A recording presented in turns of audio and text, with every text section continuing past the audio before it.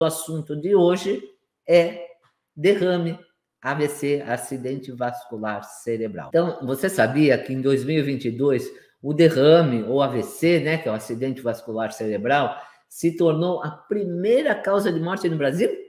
Hein? As pessoas falam muito de doenças cardiovasculares, mas o AVC é um acidente vascular cerebral. Tá ligado, né? Tá ligado ao infarto, por quê? Tá ligado ao diabetes, porque são inflamações, são oxidações que vão lesionando, né, o endotélio, a camada interna das artérias, e aqui também, no cérebro também, não é só do coração. Então, foram mais de 300 mortes por dia. Quase 500 mil de brasileiros são diagnosticados com AVC todos os anos. É muita coisa, né, gente? Para vocês virem como que as pessoas estão inflamadas, como que as pessoas estão oxidadas, como que as pessoas não sabem comer, não sabem como limpar o intestino, não sabem como se livrar de uma gordura no fígado. O fígado é o responsável, por exemplo, pelo processo de metilação. Uma das etapas da detoxificação tem a etapa da primeira passagem, né? Que é através do citocromo P450, e depois a segunda fase, que são 5 etapas. Uma delas é a metilação. E se você não metila direito, a homocisteína fica alta. Essa homocisteína que não se transforma em metionina, em SAMe, ela fica lá como tóxico no seu organismo, ela vai gerar o quê? Problemas cardiovasculares, câncer, problemas de pele, problemas neurodegenerativos, AVC. Então, como que o fígado é importante? As pessoas não sabem a importância do fígado.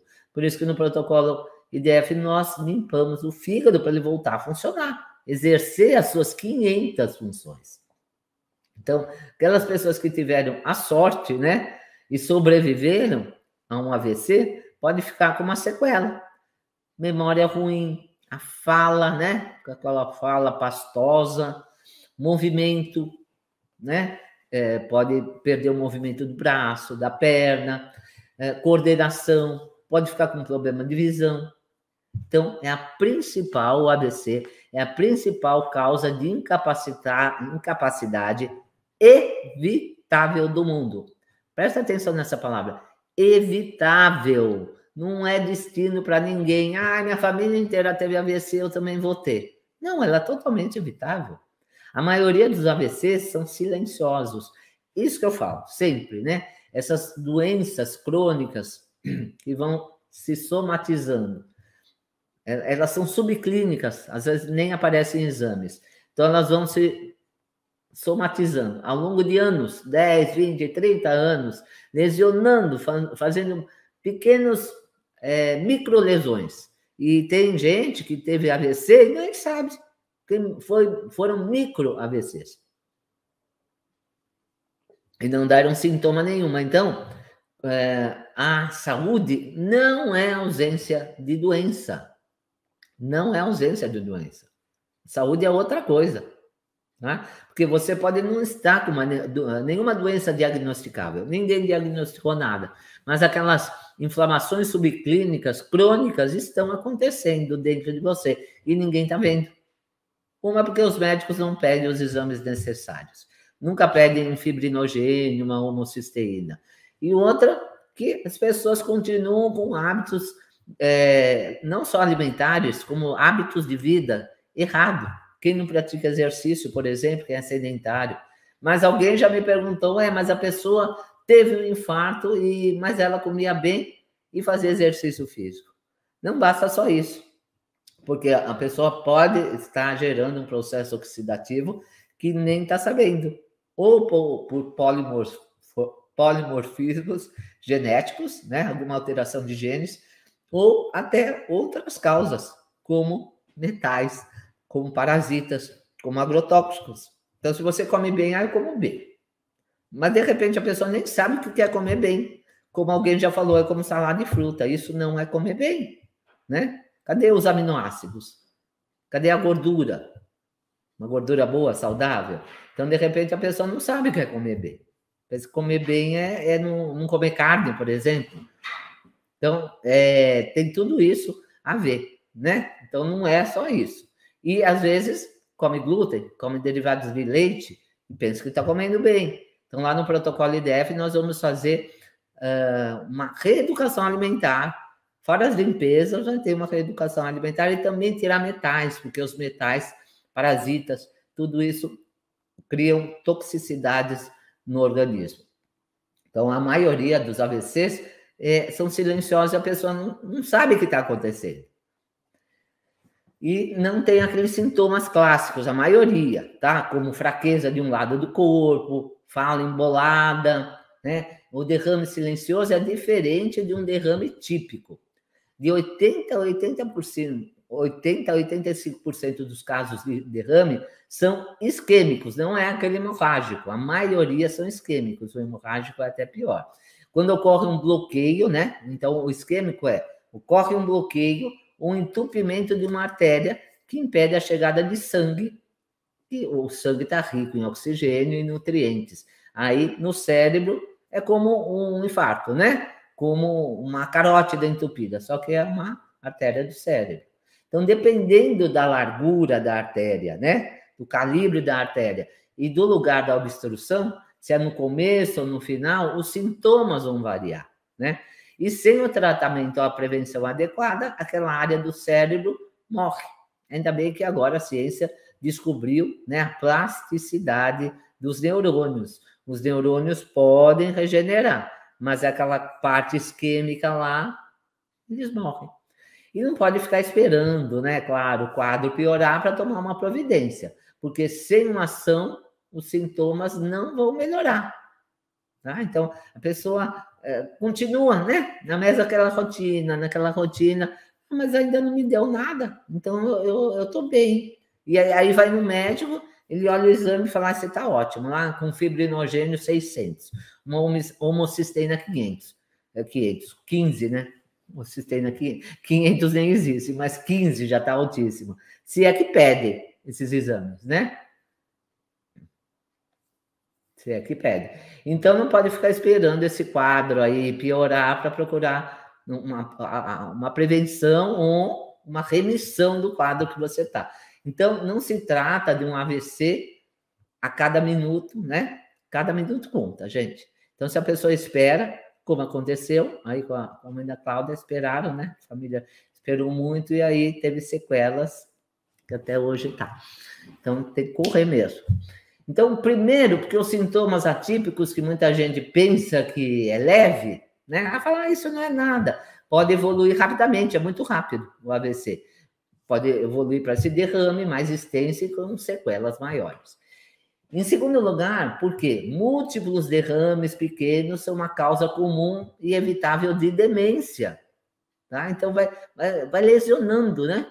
Lesionando aquelas artérias, como quem tem problemas cardiovasculares. Quando dá infarto, isso lá já foi muito tempo lesionado. São microlesões e oxidações que acontecem na artéria, no endotélio, na parte de dentro. Muitas vezes não diagnosticados. Por isso que é tão importante identificar os sintomas. E não esquecer de uma regra básica, né? Pessoa com derrame deve ser levada a um hospital imediatamente, né? Quanto mais cedo, menores as sequelas. Então, como saber se a pessoa está tendo um derrame? Tem algumas coisas, porque, infelizmente, quando são micro derrames, micro AVCzinhos, nem tem sintoma. Mas os sintomas do AVC aparecem rapidamente, de uma hora para outra. Então, quais são os sintomas clássicos, né? Os clássicos, para você até fazer um teste, ver se a pessoa realmente está tendo um AVC lá na sua frente. Então, a primeira coisa é a alteração da sensibilidade da pele, não sente o toque. Dormência nas mãos e nos pés, e no rosto também. Fraqueza de um lado do corpo, né? Você pede para a pessoa levantar o braço, ela não consegue. Pede para apertar a sua mão, ela não consegue, né? Dificuldade de fala, pode ser a fala pastosa, a fala embolada. Alteração, perda da visão, né? Quando acomete essa região do occipital, né? Aqui, né? Aqui é temporal, aqui é frontal, aqui é parietal, né? E aqui é occipital, aqui atrás. Desvio de rima, né? Desvio de rima é sorriso torto. Dores de cabeças fortes, não consegue engolir, tonturas e desequilíbrios. Então, tem um teste, né, para identificar se a pessoa está tendo um AVC. Gravem essa sigla e guardem, né? Quando você chama, quando você fica doente, né? Quando tem algum caso grave, você chama quem? SAMU, não chama? Então, guarda essa sigla. SAMU. O S é de sorriso. Pede para a pessoa sorrir. Se ela sorrir torto, né? Desviando um lado ou outro, é uma característica. O A do SAMU é abraço. Pede para a pessoa dar um abraço ou levantar os dois braços, ou te abraçar. Muitas vezes ela não vai conseguir. O M da palavra SAMU é música. Então, você pede para a pessoa cantar uma música ou repetir uma frase simples. Se ela não conseguir cantar nem repetir essa frase, é outra característica. E o U do SAMU é urgência. Liga para a emergência o mais rápido possível. Gente, não espera. Eu vi acontecer aqui em casa, viu? Eu vi acontecer aqui em casa com a mãe da Cláudia e realmente passou do tempo, né? Quando eu vi, eu já falei, corre, porque já está tendo, ó. Mas, né? As pessoas às vezes ficam até paralisadas, né? Sem ação, não sabe o que fazer, mas a pessoa está lá, né? Ou infartando, ou tendo um derrame, e, né? Realmente não tem que pensar com a razão nessa hora e ligar ou levar o mais rápido possível para um hospital. Tem um estudo de 2009 que mostrou que menos de 20% das pessoas conseguem identificar os sinais de alarme. Olha, muito pouca gente começa a identificar um sinal de alarme. Se tiver um dos sintomas, a chance de estar tendo um derrame é maior que qualquer outro diagnóstico, como glicose baixa, pressão arterial baixa. Então, se tiver tendo um dos sintomas aí que eu falei, do SAMU, do S, do A, do M, do U, é melhor levar, né? Porque você pode confundir, tá com tontura, tá com alguma coisa, pode ser pressão baixa. Mas se tiver um desses, a chance de estar tendo um derrame é maior que qualquer outro diagnóstico. E o problema é que a minoria tem esses sintomas, né? Não é todo mundo que os sintomas são claros. Os estudos sugerem que a maioria não tem esses sintomas e, portanto, o derrame é silencioso. A pessoa não tem os sintomas típicos, mas outros sinais e sintomas que podem ser atribuídos a outras causas. Tem alguns sintomas que podem ser de outras causas, mas também pode ser que a pessoa, né, sinal de que a pessoa está tendo um AVC, tá? Então, por exemplo, sonolência. Quando está associada ao derrame, aparece de repente. A pessoa está falando de repente, né? Fica, né, sonolento, cochila no meio da conversa, que é diferente de um cansaço normal do dia a dia. E também não passa tomando um banho frio ou fazendo outra coisa. Você quer despertar a pessoa, não passa essa sonolência. A pessoa pode dormir aí conversando mesmo. Então, já é outro sinal. Segundo sinal, náuseas, vômitos, quando ela se apresenta como um sinal de um AVC, ela surge de uma forma súbita, associada com tontura. Então, dá uma tontura e começa com ânsia de vômito, ou até com vômitos, que é diferente de uma virose ou indigestão, né? Porque a virose começa mais devagar, a pessoa começa a se sentir meio mal, ou come alguma coisa indigesta, vai indo de pouquinho. Isso não é de repente, tá? Então, começa já um sinal, surge de forma súbita. Terceiro sinal é convulsões, que se manifestam como crise mesmo convulsiva. Se a pessoa nunca teve uma crise convulsiva e do nada tem uma, precisa ser levada para o hospital imediatamente. Agora, se a pessoa já é uma pessoa epilética, e aí, né, você já vai falar, não, mas no caso dela já acontece sempre. Mas se a pessoa nunca teve, aí já. Outro sintoma são soluços por várias horas ou dias, sem uma causa aparente. Então, a pessoa fica soluçando. E se for ainda acompanhado por outros sintomas, como dormência, ou problema de coordenação, tem que ir ao médico com urgência. Outro sinal é dor. É uma das alterações mais raras do AVC. Não é comum ter dor, mas pode ter dor na face, ou na metade do corpo, ou até no membro, tá? No infarto já dá, né?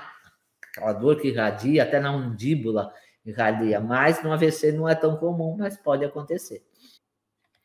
Olha, a dor pode ser episódica, transitória ou persistente e pode anunciar outros sintomas debilitantes do AVC, como hemiparesia, né, a paresia de só um lado, que é a perda de força naquele membro só de um lado, tá? E a dor é do tipo queimação, queima, né? Além disso, os derrames podem causar dor de cabeça devido à pressão dentro do crânio, bem como a rigidez associada à limitação de movimento. Então, é dor. Na realidade, o cérebro não dói, o que dói são as meninges, né? Meninges que recobrem o crânio. E também a rigidez do membro. Pode acontecer também desmaio, que pode ser facilmente ignorado, pode ser confundido com uma pressão baixa, uma desidratação, mas tem que ficar de olho, né? Porque geralmente também não dá um sintoma só, você já vai associar com outros. Por exemplo, lapsos de memória. Então, formação de novas memórias após o início do derrame. Então, tem o lapso de memória, depois formam outras, porque está no início do derrame. Tonturas, o início súbito de tonturas pode ser, sim, um sinal do AVC. Desorientação, né? A pessoa fica com pensamentos confusos em relação ao tempo, não sabe, não ao tempo se vai chover ou vai fazer sol, ao tempo, que dia que é hoje, né? E também ao lugar, né? Onde que eu tô, que dia é hoje, né? Então, perde localização, perde o espaço e tempo. Manifestações neuropsiquiátricas, os pacientes que tiveram um surto psicótico, por exemplo, há relatos de sintomas paranoides e distúrbios visuais também no AVC. Agora que a gente quer saber por que estão aumentando os casos de AVC, qual que é a causa? Qual que é a causa? Bom, pressão alta. Aumenta o risco de AVC de 2 a 4 vezes, tá? Quem já tem hipertensão, que já tem uma síndrome metabólica, que já come errado, que não faz exercício, que é sedentário, que já tem oxidações pelo corpo, que tem um intestino desbiótico, que tem um fígado aí que não funciona bem, e fora parasita aí que está envolvido também. Doenças cardíacas, né? Arritmias cardíacas, principalmente fibrilação arterial, que aumente até 6 vezes o risco de ter um derrame. Também pode causar derrame. Defeito nas válvulas cardíacas, quando o coração está dilatado ou fraco, que pode soltar coágulos sanguíneos que podem, né, bloquear uma artéria do cérebro. Por isso que é tão importante o exame de fibrinogênio, que nunca é pedido, né? Trombose, né? Também falam trombose. Mas tudo isso, gente, vem do intestino. Ninguém, né? A medicina alopata não faz essa associação. Porque quando cai toxinas no sangue, através do intestino hiperpermeável, vai inflamando tudo. Vai inflamando tudo, porque as células, os macrófagos, começam a virar células espumosas que entopem artérias, né? Causando toxicidade pelo corpo todo, porque também atrai os receptores Toll-like receptor 4, que são receptores inflamatórios. Onde esse receptor está é porque tem inflamação, né? Para não falar também do tabagismo, claro, o fumo também aumenta o risco de AVC isquêmico em 2 vezes e hemorrágico em 4 vezes, né? Isso porque o cigarro ele aumenta o risco da arteriosclerose, que aumenta a formação de placas e trombos, né? E aneurismas também. O próprio diabetes, né? Inclusive, né? A mãe da Cláudia, que eu estou citando como exemplo, ela é diabética, né? Se descuidou, né? Descuidou da alimentação e aí foi para o AVC. Então, o açúcar alto no sangue lesa os vasos sanguíneos e inflama todo o nosso corpo, inclusive o cérebro. O Alzheimer é considerado diabetes 3, tá? Tipo 3. Por quê? Porque o açúcar, né, vai lá para o cérebro, atravessa a barreira hematoencefálica e inflama todo o cérebro, destrói neurônio. O colesterol alto, mas não basta ser alto, ele tem que estar oxidado. Porque só colesterol alto não tem problema. O pior é que quanto mais alto, mais chance dele se oxidar. Se a pessoa já tem, né, hábitos errados de vida, é uma pessoa inflamada, é uma pessoa oxidada. Então, tanto o LDL oxidado e também o HDL baixo, né? Então, é aquela história das estatinas, né? Que abaixa muito o colesterol. Aliás, eu vou fazer uma live essa semana ainda sobre essas estatinas aí, que eu não posso deixar de falar, lógico. Então, sedentarismo, obesidade. Então, o que faz toda a diferença é a prevenção e evitar novos episódios, tá? 9 entre 10 casos são preveníveis, de acordo com o estilo de vida do paciente. Vocês ouviram? 9 em 10. Praticamente 90% das pessoas não precisariam estar nessa situação. Mas as pessoas parecem que deixa a vida me levar, né? Algumas pessoas porque não têm conhecimento, outras porque não querem nem saber, outras porque acham que eu sou louca, né? Que eu estou falando um monte de besteira aqui e continuam cada vez aumentando, né? Os níveis de glicose, comendo carboidratos, comendo açúcar, comendo leite, derivados, glúten, fora outras coisas, que os parasitas são muito importantes aí, os metais tóxicos, por isso que lá no protocolo EDF a gente limpa tudo isso. Começa já mudando os hábitos alimentares, tirando o que não é bom, inclusive metais, desinflamando e limpando o intestino. Numa segunda etapa já vamos para a desparasitação, na terceira etapa, limpeza de fígado.